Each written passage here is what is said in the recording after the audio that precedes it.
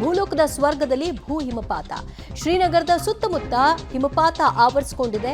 ದಟ್ಟ ಹಿಮಪಾತದಿಂದಾಗಿ ರಸ್ತೆಗಳು ಕೂಡ ಕಾಣದಂತಹ ಪರಿಸ್ಥಿತಿಯಲ್ಲಿ ಬಂದಾಗಿದೆ. ಜನಜೀವನ ಕೂಡ ಕಂಪ್ಲೀಟ್ ಆಗಿ ಸ್ತಬ್ಧವಾಗಿರುವಂತಹ ಚಿತ್ರಣ ಉತ್ತರಾಖಂಡ್ನಲ್ಲಿ. ಭೂಲೋಕದ ಸ್ವರ್ಗ ಅಂತಾನೆ ಹೇಳುವಂತಹ ನಮ್ಮ ಉತ್ತರಾಖಂಡ್ನಲ್ಲಿ ಅಲ್ಲಾಗಿರುವಂತಹ ಭಾರಿ ಹಿಮಪಾತದ ಪರಿಣಾಮ ಈಗ ಯಾವ ರೀತಿ ಪರಿಸ್ಥಿತಿ ಅನ್ನೋದನ್ನ ನೋಡಿದ್ವಿ.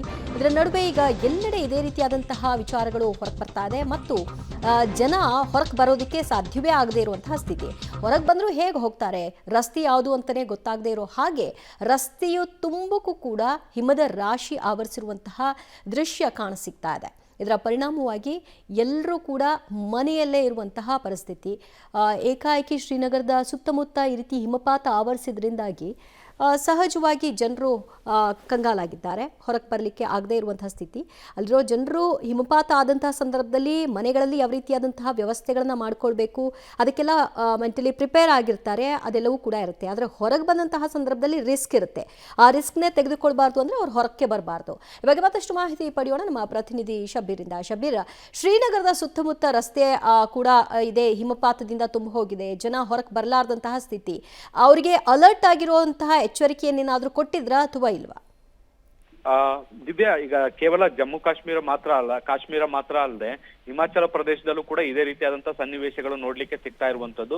ಕಳೆದ 2 ದಿನಗಳಿಂದ ನಿರಂತರವಾಗಿ ಸ್ನೋಫಾಲ್ ಆಗ್ತಾ ಇರುವಂತಹ ಹಿನ್ನೆಲೆಯಲ್ಲಿ ರಸ್ತೆಗಳ ಮೇಲೆ, ಮನೆಗಳ ಮೇಲೆ ಸಾಕಷ್ಟು ದೊಡ್ಡ ಪ್ರಮಾಣದಲ್ಲಿ ಹಿಮ ಸಂಗ್ರಹ ಆಗ್ತಾ ಇರುವಂತದ್ದನ್ನು ಕೂಡ ನೋಡ್ಲಿಕ್ಕೆ ಸಿಗ್ತಾ ಇದೆ.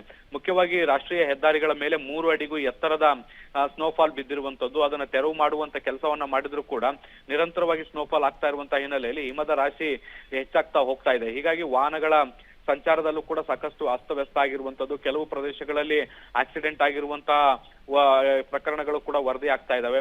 ಮುಖ್ಯವಾಗಿ ಕುಲು, ಮನಾಲಿ ಈ ರೀತಿಯಾದಂತಹ ಪ್ರದೇಶಗಳಲ್ಲೂ ಕೂಡ ಸಾಕಷ್ಟು ದೊಡ್ಡ ಪ್ರಮಾಣದಲ್ಲಿ ಸ್ನೋಫಾಲ್ ಆಗ್ತಾ ಇರುವಂತದ್ದು. ಅಲ್ಲಿರುವಂತಹ ನಾಗರಿಕರಿಗೂ ಕೂಡ ಎಚ್ಚರಿಕೆಯನ್ನು ಕೊಡುವಂತ ಕೆಲಸವನ್ನ ಮಾಡಲಾಗಿದೆ. ಅನಗತ್ಯವಾಗಿ ಮನೆಯಿಂದ ಯಾರು ಕೂಡ ಆಚೆ ಬರಬಾರ್ದು ಅನ್ನುವಂತ ನಿಟ್ಟಿನಲ್ಲಿ ಸೂಚನೆಯನ್ನ ಕೊಡಲಾಗಿದೆ. ಶಾಲಾ ಕಾಲೇಜುಗಳಿಗೆ ರಜೆಯನ್ನ ಕೂಡ ಘೋಷಣೆ ಮಾಡುವಂತ ಕೆಲಸವನ್ನ ಕೂಡ ಮಾಡಲಾಗಿರುವಂತದ್ದು.